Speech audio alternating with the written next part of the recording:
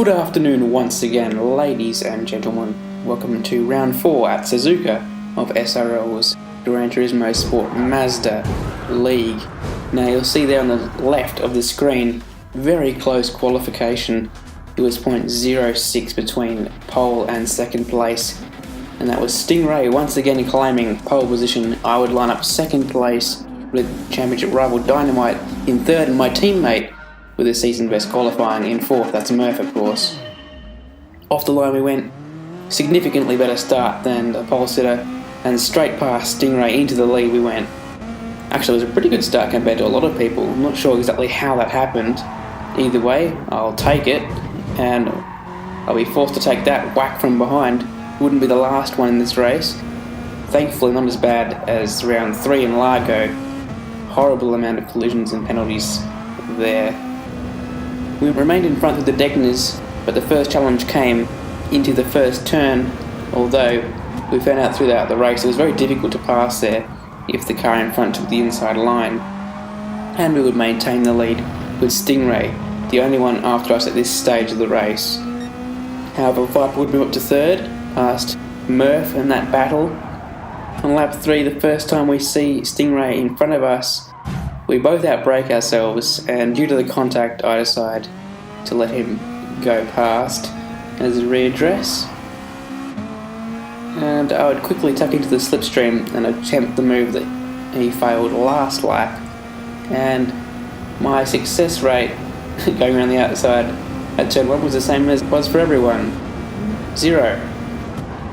Just wasn't possible, especially when you're given just exactly one car's width. Perfect placement by Stingray there to defend, and there's no way through. There was a way through, however, when he lost the rear, going a bit wide at Spoon, putting the car on the curb and surrendering the position back to me with minimal fight.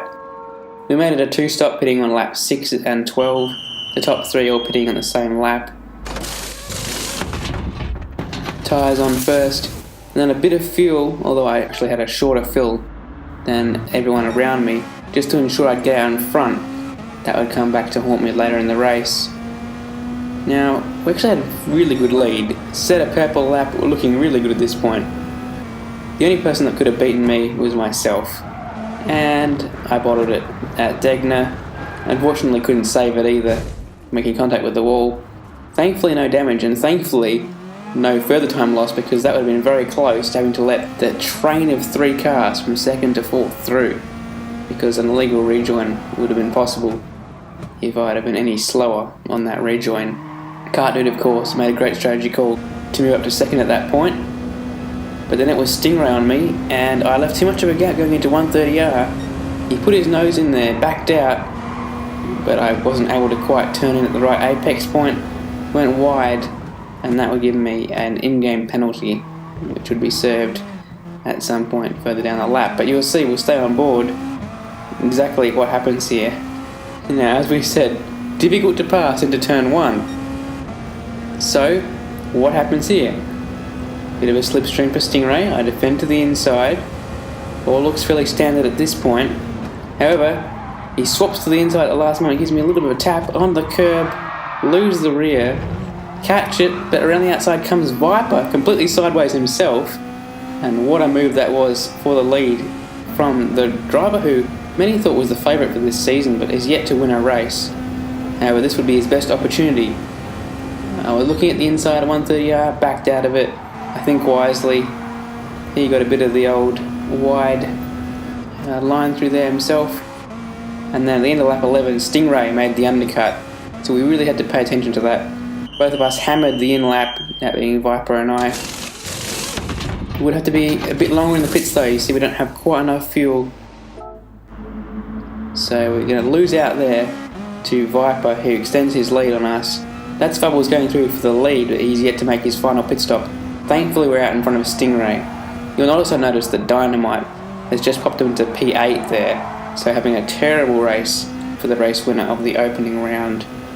Here's Fubbles. Viper's dispatched him quite easily, but I didn't really know where I was going to get past. We back off a bit early through 130R. Don't want to make any contact with Fubbles, who's really slow on these worn tyres. Surely he'll be pitting this lap. And he defended to the inside, but not quite enough to prevent Stingray from dive bombing both of us. and in quite a slow exit, we've lost a lot of time and in position to Stingray as Fabulous enters the pits. So that was really unfortunate for my race. However, a couple of laps later, and I've been right on his gearbox once again.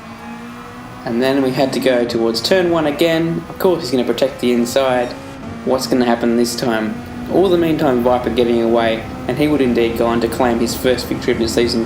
What was a flawless drive from, I think, P5 on the grid. I think he was the only one not to make a silly mistake, such as mine at the Degner or Stingray's at Spoon. Not quite one there for Stingray, but it was enough to let me through. Bit wide at Degner, not as bad as my attempt earlier in the race, but we do now have P2, which we were able to defend as usual through turn 1, despite a bit of contact which almost forced me to bit wide onto the curb that would have sent me into a spin. Stingray's last opportunity was of course into the chicane on the final lap. He had a go, that was for sure. I defended the inside, so he went to the outside. Couldn't quite pull it up where it needed to be though. Despite a little bit of contact around that final left-hander, we were able to put the power down and accelerate towards the line for P2. Still 100% podiums. It's been second, first, third, second. Really, I think, quite acceptable when you consider when my championship run was finished.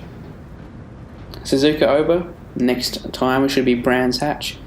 Once again, congratulations to Viper on the win. I've been Jacko. This was SRL Gran Turismo Sport. See you next week.